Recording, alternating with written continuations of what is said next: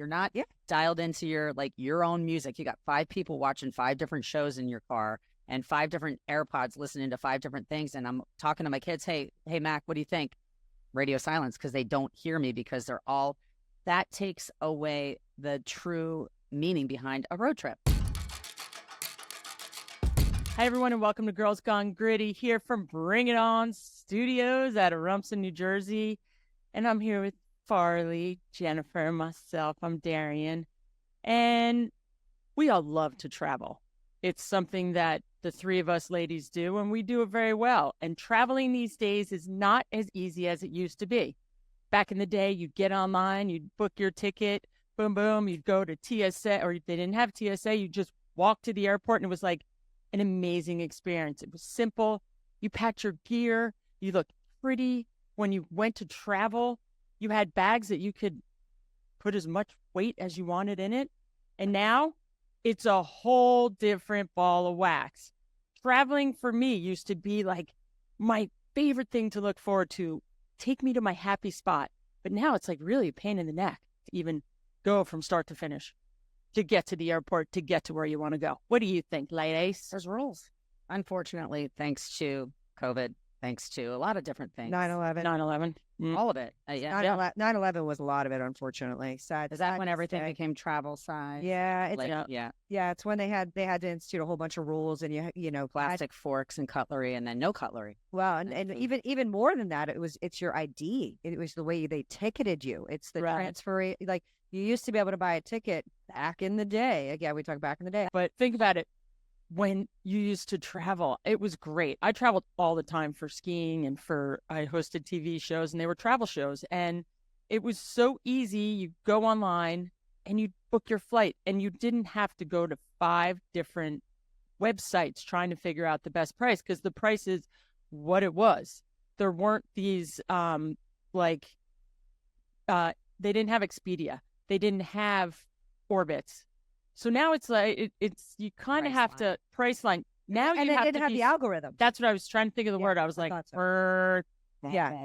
algorithm. As soon as they say that you're looking for a flight, all of a sudden, if you close out or if you stall for a little bit, they know that somebody's shopping out that exact ticket, destination, and prices start to go up. Yeah. So for you that have not really traveled that much and are looking to travel, we'll give you a couple tips that we use, because we're always booking flights. Well, one thing that I'd say is that if you think you want to go someplace, go online, look at it, and book it. Most places, I use United a lot for my flights. At least you have a 24-hour window, and I feel like that 24-hour cancellation window. Yeah, 24-hour cancellation window where if, you've got buyer's remorse, then you cancel it. If the next day you're like, that was the best idea, I'm so happy I was spontaneous, which the Girls Gone Gritty always are, and you like it the next day, you're like, all right, well, guess I'm going to pick the location. But if you don't work on it and get it right at that moment, a lot of times that price goes up because of the algorithm, because other people are shopping the same idea, because you probably were inspired by something or someone who is also doing Super Bowl commercial. I was up watching Jenny onto the TV. So many different ways to travel. And, some people have a fear of flying, so they opt to drive. Some people, just can't fly enough. And, the way I am, I've got kids in different places because of colleges. I have a credit card that every dollar I spend is like a mile in the sky. So I have 2 credit cards that I use. One is like United Mileage Plus, because I fly United. We're at a United hub. And then I also have a Marriott Bonvoy card, because I travel a lot and I like to get the bang for my buck. And once again, dollars in the sky for United, dollars in hotels that are under the Marriott umbrella. So I get very happy when all of a sudden I have miles that translate into a round trip ticket or an upgrade, or, so get smart about potentially the credit cards that you use, because you can really benefit from them. Figure out your hub. To your point, figure out your hub. United is your hub, or Southwest is your hub, or Delta is your hub. There are certain airlines that predominantly fly out of certain areas, and United is our go-to. Right? I don't want to fly Delta because they fly out of JFK or LaGuardia. I'm not even So sure. far. It's too far, you know? So, I mean, that's a great tip for. I love that tip. Well, United right now has credit cards. They're really trying to push anybody using them. And they have there's 4 different cards. As you can tell, you know, I've gotten a lot of the shakedown for it. They give you 30,000 miles for the one on signing. 0. The I'm 0% 65,000 miles right now because I'm trying to get right, exactly a card and as it's a college student with no credit. Right, and then it's one basically mile for every dollar you spend. But as you go kind of through the 4 cards, the highest one gives you, I think it gives you 2 free bags. And there's all these really cool incentives. And that's, if you travel, use that card because it's also an incentive to travel. They want to give me 80,000 miles because I use United and I guess I have good credit for the card I don't really need it, but I'm like, should I get it? 80,000 miles, that's a trip. Miles. And it's 1 point mile, but if you book your airline using that credit, then you get 4 miles per dollar. So it's like, you just have to be creative. But I will tell you this is the frustrating thing. I have a credit card that I also have, my children have their names on the credit card, but they get none of the perks. So I just had to book 2 tickets to Australia because both of my girls are going to Australia. And I did not opt to go through like a travel agent. You know, I'm doing this on my own. I'm utilizing miles. But the problem is I have a very nice little perk. I get to, I have 6 companions that can travel with me if I'm on the same flight. No one has to pay for bags. We get automatic extra leg room. And if I'm on the upgrade list and there isn't somebody that's like above me, 2 people that I'm traveling with get upgraded to first class. Chase and Mac, both going to Australia, they have their name on the credit card, but they cannot go into the United Lounge. They can't get any of my perks. So it's very frustrating. Well, and Pat can't even get it because that's the same thing with John and I. And, you know, this is spouse. It's if you're not the I pay all my bills. If you're not the primary, you don't card. get any of the benefits. You have to be the primary. And the only way that the people, you know, your husband or your kids get or even your mom or your companion, it doesn't necessarily have to be a family member, is that if they're traveling on your itinerary. So it's not on your flight. You have to book them on your same itinerary. And if you do, and you happen to be traveling with a primary card holder, you get all these amazing perks like the clubs. But that's also frustrating because I've found, again, we're at Newark, where United's the hub. Like getting into those lounges is like getting more and more challenging because everything's oversold.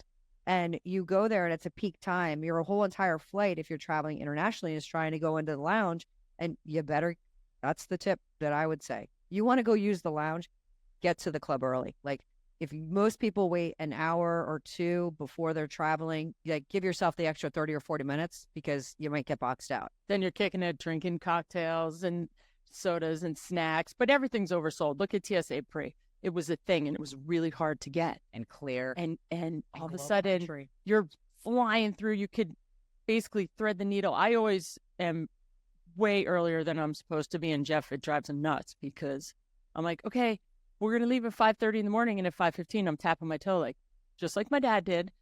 Where are you? He said, you said 5:30. I said, yeah, but 5:30 is 5:15. Yeah. You should know better. No, you said 5:30. I'm like, 5:15. Let's go. Let's go. Let's go. Traveling again. So but everyone's traveling. Show up because there's crowds and people are like out and about again. And that was the whole thing. Like TSA Pre, you can't count on that now, where back in the day you could. Now you get there and you're like, it's almost longer than the line there, TSA Pre, than it is to go regular checkout. And now, or check in, and then you have Clear, which is a whole new thing.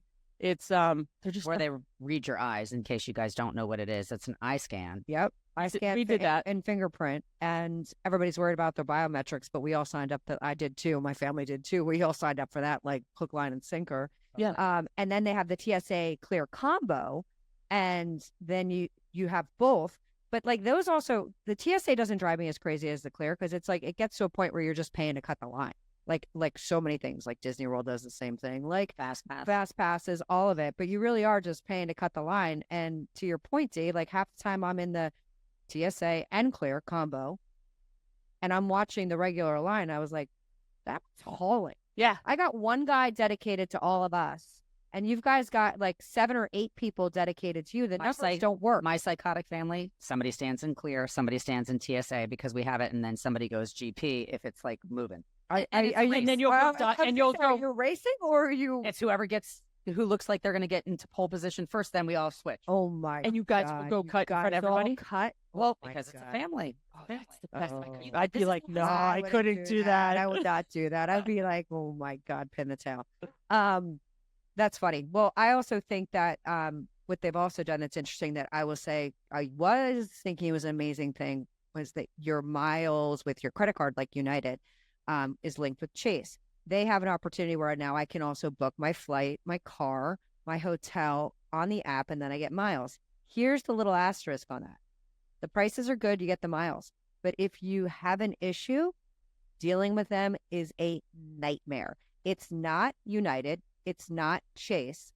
It's usually sold off to a third party. So I've tried to move things or go back or had problems, and you get the finger pointing at the other finger. That's not United. That's Expedia. You talk to the hotel. The hotel doesn't even know who it was booked through. So what I would say is that just be really careful when you use some of these third parties. And Farley and I have talked about this with things we've done with Girls Gone Gritty. I'm kind of at a point where I'm like, I book everything direct. I book on the airline site. I book on the hotel site. I book on, I'll give a little negative plug. I was using Turo for a really long time to rent my cars. I had 2 problems. No longer using them. But if you go direct, then at least you know who you're Somebody's gonna be purchasing held from. accountable. Right. Well, what I do is I'll go to Orbitz, I'll go to Expedia, and I'll figure out what's the best flights, times, and then I'll go to another computer and go to another browser and then go directly to the site, like United or Delta. So like even if you're not pressed, you'll wait like a day, but go to another browser on another computer. There used to be something crazy where like if you set your alarm clock for like 4 o'clock in the morning on a Tuesday, it's like some time that is like the most ideal time to purchase flights because it's like when all I think the pricing comes in. Yeah. And it's not fluctuating because there's not a million people on the phones trying to figure it out. It's like a Monday or a Tuesday. It's a sneaky day. It's Tuesday, right? It's Tuesday. It's a sneaky day at a rando time. It could be 3 o'clock in the morning. And I guess it's probably the least used out, like from an algorithm standpoint. It's probably like when the least amount of people are like searching, and that is the best time to book your flight. Well, and they also say for holiday travel, there's certain times that you should be booking it. It's like beginning of October. I think it's the second week of October. Is generally the best time to book your Thanksgiving. Your Christmas. If you didn't book Thanksgiving yet, you're behind the 8 ball and you're paying a little bit more already. We're in October, so it's almost like they also know like the credit card cycle of like when people can afford to do things. So in September you're buying your November ticket, in October you're buying your December ticket because people are trying to balance their balance sheet at home. So, if you can try and get ahead of things. I try and get ahead of my kids coming back and forth from college because it's such a peak time. All these big universities, Farley's daughter's at Ohio State. My kids are at University of Florida. Like those big state schools, the entire campus of, tens of thousands of people are exiting at the exact same time. So the kids' schedules are out. Get ahead of it. Do it as soon as you can. Budget for it. Plan for it. Planning in travel is key. It's key. My husband is Julie McCoy. He's the travel guy. Where I used to book everything. Reference, by the way. Oh yes. If you have a personal travel agent in your home, it's a blessing. No, it is a blessing. But Jeff is such a good planner. He this week has booked 4 trips. I'm like, he's like, well, how about this? I'm like, whoa. I'm way back in the day. I was not back in the day. Cut that out, please. That takes 6 on back in the day. Cut that out, Rand. Thank you. But when I used to travel, it was, I just would book my ticket, book it the day before, book it the week before. Now my husband literally has booked 3 trips. February break, and there were 3 different trips and all at once. That's awesome. I am our travel agent in our family. You are. It's a lot. I mean, let me tell you, it's a lot of people that are in a lot of places that want to go to a lot of places, and I'm trying to be smart. I'm using miles when I can, and I'm, trying to do it in advance. I mean, Abby has been booked for Thanksgiving now for 2.5 months. Right. I had to do it early because I'm also fighting with like big, giant Ohio State football schedules. And the day after Thanksgiving, they play Michigan. So we're all flying out there. And I've had to secure those tickets 2.5 months ago. So I wasn't paying a premium.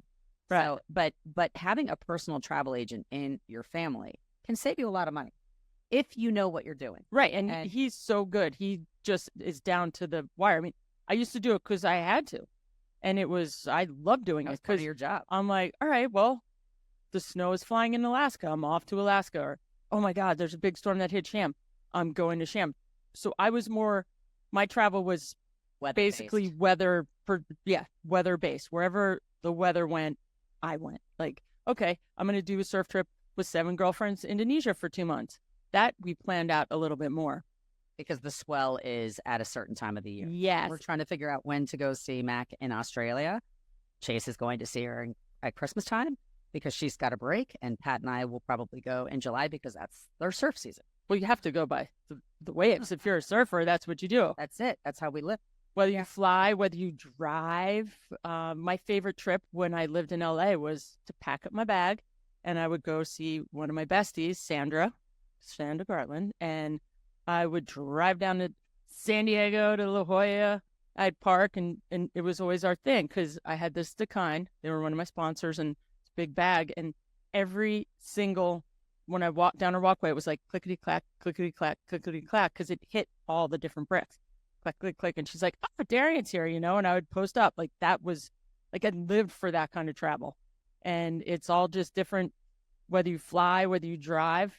Traveling is just where it's at. Well, I love the trips, and I like when I'm reminded when I travel to places with my kids that we don't have cell phones and Wi-Fi, or we're on a different time zone. I highly recommend that, whether you go west or east from wherever you live, to get out of your time zone and get to a place where the connectivity isn't as easy, because what you get in reward for that, of like the family piece. I mean, I watch personally when we travel, it happens to me, and you understand it. Everybody's kind of in their own pod, their own zone. Like, they got their headphones on, they're watching their own device, they're watching their own movie. And that used to be a airline solo type of thing. Now that has become a thing even when you take road trips. It's harder and harder to pull your kids into like listening to everybody wants to listen to their own music. Everybody has their own device. So you're not like looking at what's happening outside. So I would say, try and pull away from the tech piece in the transition on your trip, because some of the fun stuff is what happens in the transition on the trip. Getting to the destination is part of it. The journey is part of it. So, Oh my God, driving. How about so fun. driving? We used to do like, EBGB, right? What's that? So when we were driving to Vermont, you'd look for a white horse. That's an EBGB. Yep. You would see a graveyard, and all of your points would be taken from you. You'd see an above ground pool, a bass boat, a wishing well. Yep. Obviously we kind of made it up based on whatever the terrain is that you're traveling. So all the kids are like basically in a game against each other, because if you see a satellite dish is 2 points. An EBGB, a white horse, is 3 points. A wishing well is 1 point. So you're adding up your points. You're like trying to beat everybody. Somebody might sneakily know of, a graveyard, or you just happen to pass one, and all of a sudden everybody's points are gone. So like, that's just a fun game. Graveyard. It's just so Like, I don't see the graveyard. I don't see the graveyard. Above ground pool. bass boat. Like, And it's amazing got to see it. how many above ground pools and bass boats you see on someone's front lawn driving to Vermont. Yes, it's true. So you can be creative. It doesn't just have to be like, let's find the 50 states, on the your license plate, Right. Which Hat you use stash, hat or stash. I Spy, Yep, hat, or stash, glasses. cap stash, and Oh, glasses. cap, stash, and glasses. Yeah, I don't know that one.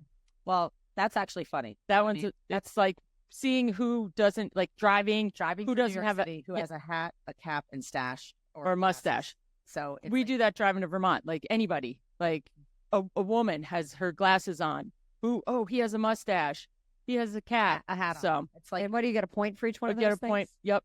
So if you see it first. Like we make up anything. that's what we're saying. It's Yeah. like, that's the fun part. If you're not dialed into your own music, you got 5 people watching 5 different shows in your car and 5 different AirPods listening to 5 different things. And I'm talking to my kids, hey, Mac, what do you think? Radio silence, because they don't hear me, because that takes away the true meaning behind a road trip. It does. I mean, we have a collective groan though, because John will pull us into a heated 20 questions. which we're like, oh God, who has to do the next 20 questions? And we're all like, all right, let's entertain dad for a little while. We're going to entertain dad because dad's bored on the 20 question things. And some of the kids will pick such obscure things and nobody's ever going to get it. But you know what? It's a laugh and it's something different. And at the end of the day, I just said at the end of the day again, Back in the day, at the end of the day, we like to talk about days here on Girls Gone Gritty because in the past, they were amazing. We have nostalgia about these trips. We have a high reverence for family time. And I think that's the point we're really trying to make is like, try and find some ways on these trips to connect, and do them well. Plan early, or here's the other part, be spontaneous. Some of the trips that we've taken, we've had to make adjustments based on time or COVID or whatever. And we weren't supposed to be in a place, and you can get a really great deal if you're able to pivot and just be like, you know what? Yeah, we can do that. That'll be amazing. So that's another thing. Like it's either like, to me, it's either plan early or be ready to be spontaneous, because the middle gets to be just expensive. you can set alerts on your phone too. That's something that I've done. Like if I know that we're doing something specific, like booking Australia flights, I will watch and I will set an alert. So if there's a fare drop, I can start getting like the overall vibe of what the actual cost should be, and it seems like right now it's, $3,400, $3,500. So I want to understand, am I paying a premium? Am I paying like basically the average, or is all of a sudden, it's $2,800. I should hit the bid. So you can hit all kinds of different alerts. If you're planning a Disney weekend, if you're planning whatever, there are ways for you to really just kind of look at what the overall general cost is, so that you can feel like you either are getting a deal or you're paying what the rate is right now and not getting gouged. Or you waffle and you look and then you go again and you waffle. Do I go? Do I not? And then you pay the maximum amount of money, like I seem to do a lot, because I can never quite make the decision, should I stay or should I go now? But then you add luggage. Make sure you try to add your luggage into there, because that's a huge expense too. And surfboards, picking your seats. That is a full shakedown. So sometimes the bundle is a better deal. Yep. It's got to be such nickel and dime situation with the airline. So it's like, and the food, and it's like now you're I bring snacks, packing. Well, we do too. It's like you don't want to even eat the food. It's first of all, it's disgusting. It's in a box, and you're like, you could have done better doing it yourself, which we now do. But everything you're getting tagged for: your seat, your food, your luggage, I've got a lunatic husband that does not allow us to check bags unless we're going to another country. So we have to always travel with everything that we have in a carry-on, and it's annoying. So, but I do have a little rolling perfect dimension. trying to find the bag. It's just always, if I travel with my husband, we are not checking bags unless there's a surfboard bag, but then that's an exception. and then we're allowed to. So But that's because when you get there, look, all of this, when we laugh about, we're talking on Girls Gone Gritty, this is a good problem to have. Oh, because first world it's just problems. First world. No, but Absolutely. you think about it, it's no matter what, you forget about all your travel, because when you get to that destination, the sun is shining, the weather is sweet, someone hands you a cocktail and the peeling waves, and you're on vacation and you're there with your family and you're swimming with dolphins or whatever you're doing. That's why traveling is fun. By the time you get there, the end result, you put it behind you, and then keep your fingers crossed that you can get home on time, because they cancel flights left and right. But that's a whole nother topic. Well, I think what you should do is go ahead and find your destination, figure out your escape from your everyday, just to give yourself a reset on getting to know your family, getting to know your family a little bit more, getting to know yourself a little bit more. Enjoy the life that you have, and just, don't be so serious about where it is and where you go. Enjoy the process. Enjoy the journey, just like we do here on Girls Gone Gritty. We've really enjoyed it so much with you that we want you to go ahead and share with your bestie that you want to maybe take a trip with. Have we inspired you to go to some island, to some mountain, to some city? We want to hear from you on what your favorite travel destination is. So again, invite your friends to listen to us, and we thank you so much for tuning into another episode of Girls Gone Gritty. Peace out. Let's go. Road trip. bucket list, check some boxes.